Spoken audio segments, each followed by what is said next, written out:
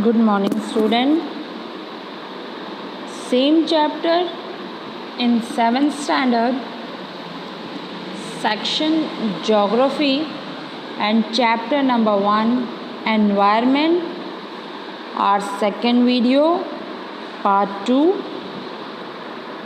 In previous video, we learned about what is environment, definition of environment, natural environment, biotic elements or biotic systems. Today we will discuss on biosphere. So let's start. What is biosphere?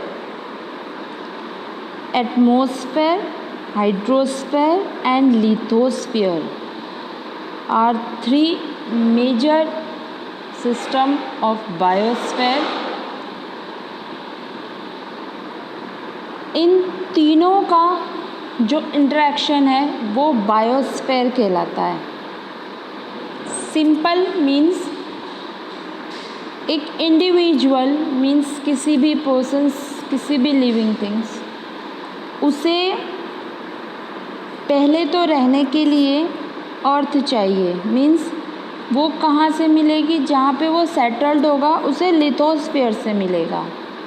Next, उसको अपनी life को survive करने के लिए water जो needable requirement है उसकी, उसे कहाँ से मिलेगा? वो मिलेगा हाइड्रोस्फीयर से. अब उसकी जो बेसिक नीड है, जो उसे चाहिए, यानी जिसके बिना वो नहीं रह सकता, ऑक्सीजन.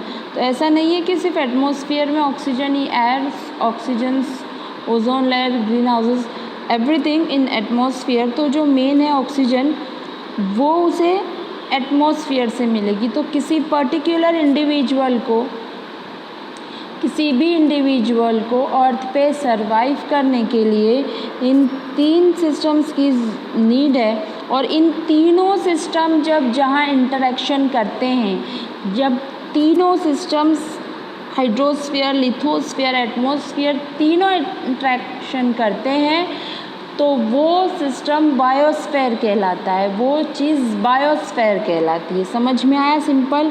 लिथोस्फीयर, हाइड्रोस्फीयर, एटमॉस्फेयर का इंटरेक्शन ही बायोस्फीयर कहलाता है. अब हमारा नेक्स्ट है, हमने ये देख तो लिया कि बायोस्फीयर किसे कहते हैं. अब हम इन तीन जो देखा है हमने, लिथोस्फीयर, हाइड्रोस्फीयर, एटमॉस्फेयर, अब हम इसको आगे देखेंगे इनकी डेफिनेशंस के साथ, इनके एक्सप्लेनेशन के साथ. पहले हम देखेंगे लिथोस्फीयर. लिथोस्फीयर की सिंपल डेफिनेशन है, the lithosphere is the solid outer part of the अर्थ. जो लिथोस्फीयर है वो अर्थ का सबसे ऊपर वाला पार्ट जो है, जिस पर हम रहते हैं, वो लिथोस्फीयर कहलाता है. और इससे भी सिंपल और मीन इसका जो the thin and solid upper covering of the earth is known as lithosphere. Earth का जो सबसे ऊपर जो सॉलिड पार्ट है वो लिथोस्फीयर कहलाता है. It is made up of rocks and minerals covered with a thin layer. इसकी जो लिथोस्फीयर है वो जो लिथोस्फीयर है, अर्थ की जो ऊपर की टॉप मोस्ट जो लेयर है, वो कवर्ड है बहुत सारे रॉक्स के साथ. बहुत सारे मिनरल्स का जो कंपोजिशन है, जो मिला जुला देखने को मिलता है हमें, तो वो हमारा लिथोस्फीयर है, अपर पार्ट. हम इस लिथोस्फीयर को डायग्राम के थ्रू समझते हैं. So look at this is R. ये समझ लीजिए कि ये अर्थ है, और अर्थ का एक पार्ट हमने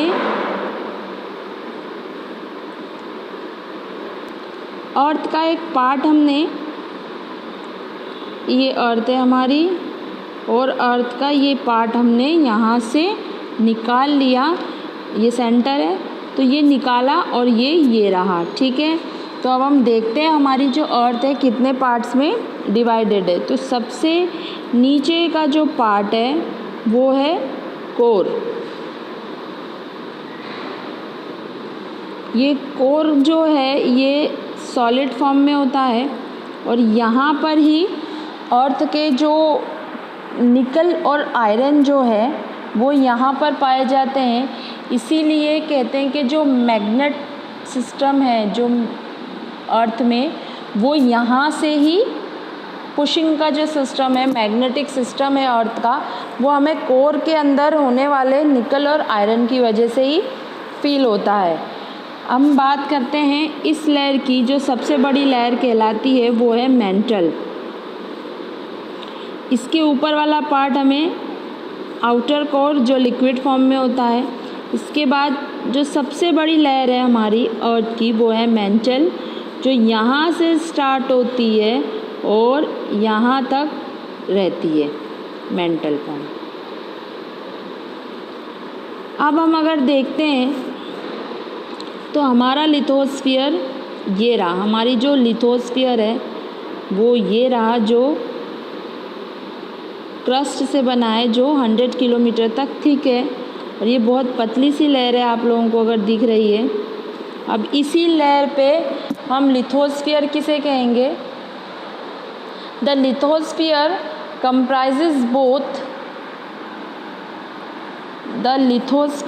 comprises both continent 29% and ocean beds 71%। इस लाइन का मीन्स है कि जो हमारी क्रस्ट की, जो हमारी लिथोस्फीयर की जो लेयर है, जो हमारी क्रस्ट की जो लेयर है जहाँ हम रह रहे हैं, हमने देखा था कि ये हमारी जो लेयर है, ये क्रस्ट की जो लेयर है हमारी,